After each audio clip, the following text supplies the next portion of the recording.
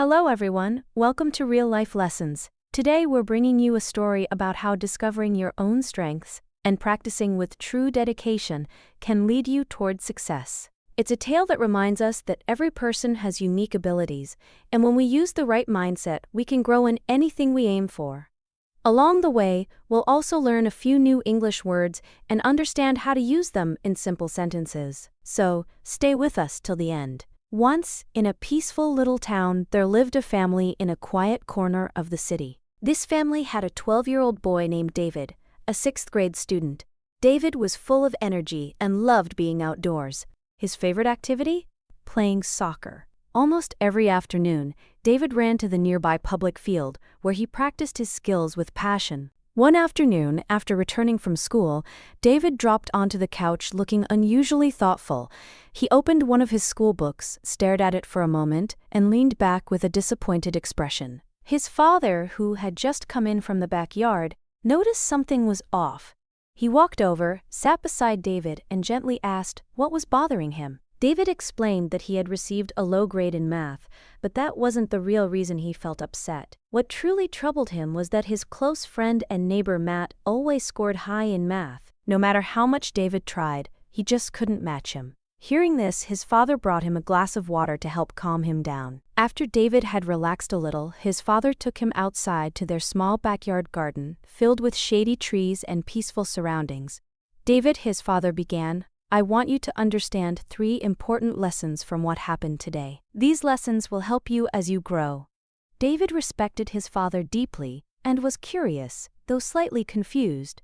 Can you explain these lessons, Dad? He asked. You'll learn each one through a small challenge, his father replied with a gentle smile. After a pause, he continued, for the first lesson, I want you to invite Matt to play soccer with you tomorrow. David nodded, already wondering what his father was trying to teach him. The next morning, the weather was bright and refreshing. David went to school feeling excited about the challenge.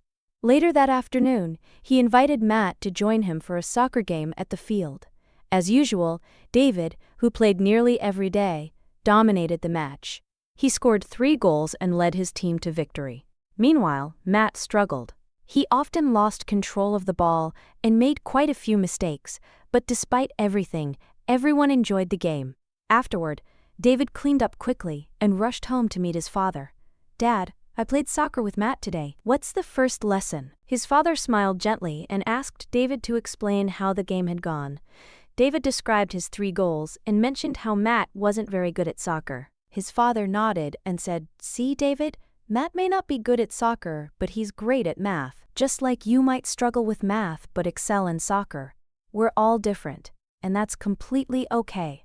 Every person has their own strengths and passions. Understanding washed over David. He realized that people aren't meant to be the same, but still curious, he asked about the second lesson. His father replied, Tomorrow at school, pay attention to Matt. Notice how often he works with numbers. The following day, David went to school, eager to complete the next challenge. Throughout the day, he quietly observed Matt. He noticed how often Matt was solving math problems, answering questions, working through puzzles, even calculating small things like change during recess.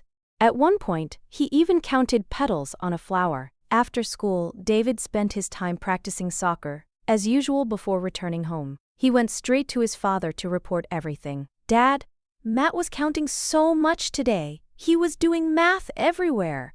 His father smiled warmly.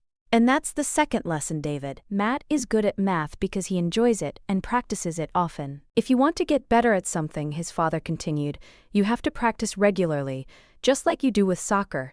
It doesn't always have to be difficult. You can start small, even by counting petals on a flower. David smiled, realizing that improvement in anything comes from consistent practice. Without waiting, he asked for the third and final lesson. His father thought for a moment. For the last lesson, I want you to think about how much better Matt is at math compared to you. David hesitated, then said slowly, I think he's about 3 times better. All right, his father said. Then tomorrow, I want you to study math 3 times harder. The next day after school, David sat down determined to meet the challenge. He studied for an hour with full focus. Then he pushed himself to continue for 2 more hours, tripling his usual effort. But before he could finish, his head began to ache, and he unknowingly drifted off to sleep. Later, he felt a soft tap on his shoulder. "Wake up for dinner, and meet me in the garden afterward," his father said. Feeling disappointed, David met his father outside with his head lowered. "I'm sorry, Dad," he said quietly. "I couldn't finish. I tried studying so much that my head started hurting and I fell asleep." His father gently patted David's head. "This is what happens when you try to master something you don't enjoy. It becomes harder to stay disciplined and consistent. But when you love what you're learning, or when you learn to enjoy it, discipline becomes lighter. Just like how you stay committed to soccer." After a quiet moment, his father shared the final wisdom. "So if you want to become knowledgeable and skilled, either choose something you genuinely love or learn to love what you're studying."